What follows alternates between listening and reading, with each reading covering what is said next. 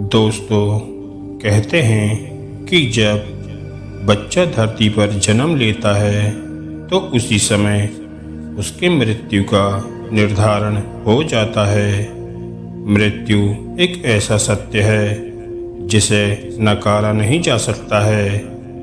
इस मृत्यु लोक में जिसने भी जन्म लिया है उसकी मौत एक न एक दिन निश्चित है। हर मनुष्य के मृत्यु का एक समय निर्धारित है तथा उस तय समय से एक सेकंड भी ज़्यादा वह इस मृत्यु लोक में नहीं रह सकता है। जब तक मनुष्य जीता है तब तक वह इस संसार के माया मोह में फंसा रहता है। उसे अपने बारे में सोचने का इतना समय ही नहीं मिलता। लेकिन जब मृत्यु सामने आती है तो उसका रूप देखकर वह प्राणी बहुत डर जाता है। इस शरीर से आत्मा इतनी आसानी से नहीं निकलती, बल्कि मृत्यु के समय मनुष्य को बहुत कष्ट होता है। 100 बिच्छुओं के डंक के मारने पर जो पीड़ा होती है उतनी ही पीड़ा मनुष्य को उसकी मृत्यु के समय भी होती है।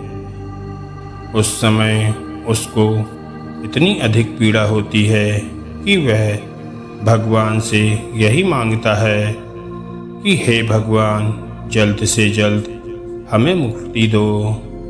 इस संसार में चारों तरफ दुख ही दुख भरा है।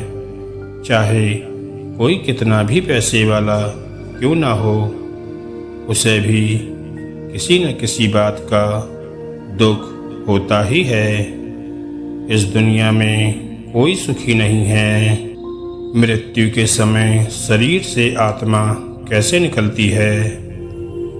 दोस्तों, गरुड़ पुराणों के अनुसार मनुष्य के 9 छिद्रों में से कहीं से भी आत्मा निकल सकती है।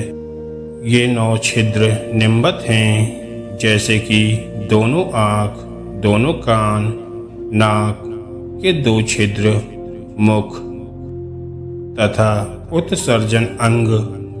इनमें से कहीं से भी आपकी आत्मा निकल सकती है।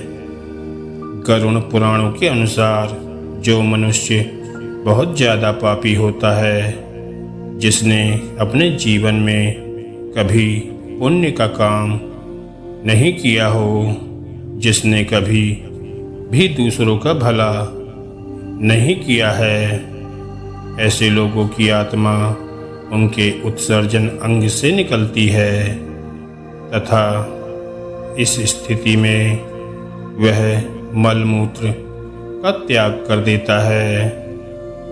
जो मनुष्य अपने पूरे जीवन में सिर्फ अपना ही स्वार्थ देखता है, जिसने कभी ईश्वर का स्मरण ही नहीं किया है, ऐसे लोगों की आत्मा मृत्यु के समय उनकी आँखों से निकलती है तथा इस स्थिति में उनकी आँख पलट जाती है। जिस मनुष्य ने अपने पूरे जीवन में पुण्य ही पुण्य किया है, जिसने आवश्यकता पड़ने पर दूसरों की मदद की है, अपने पूरे जीवन में ईश्वर की सच्ची सेवा की है, ऐसे लोगों की आत्मा मृत्यु के समय उनके मुख से निकलती है। इस स्थिति में उनका मुख टेढ़ा हो जाता है। जिस मनुष्य ने अपने मन को वैरागी बना लिया है तथा अपने पूरे जीवन में जिसने अपने सारे वादे निभाए हैं, कभी किसी का अहित नहीं किया, सदा ईश्वर का स्मरण किया है, ऐसे लोगों की आत्मा उनकी नाक के छिद्र से निकलती है। मृत्यु के समय मनुष्य को क्या करना चाहिए? दोस्तों, गरुड़ पुराण के अनुसार जब भी किसी व्यक्ति की मृत्यु होने वाली होती है तो उसको आभास हो जाता है। यह समय आपके लिए बहुत ही स्वर्णिम होता है। ऐसे समय में मनुष्य को अपने परिवार के प्रति मोह माया को त्याग देना चाहिए तथा ईश्वर का स्मरण करना चाहिए, क्योंकि यह संसार का नियम है कि बच्चा अकेले ही पैदा होता है और मरते समय भी अकेला ही जाता है। तो फिर ऐसी मोह माया क्यों? गरुड़ पुराण के अनुसार मृत्यु के समय मनुष्य को कुछ पल के लिए दिव्य दृष्टि दे दी जाती है। वह इस स्थिति में पूरे संसार को एक रूप में देखता है। जन्म से लेकर अभी तक उसने जो कुछ भी किया है वो सब कुछ उसको स्मरण होने लगता है। ऐसी स्थिति में सारी मोहमाया त्याग कर मनुष्य को ओम शब्द का उच्चारण करना चाहिए। ऐसा करने से उस प्राणी की आत्मा को मोक्ष प्राप्त हो जाता है।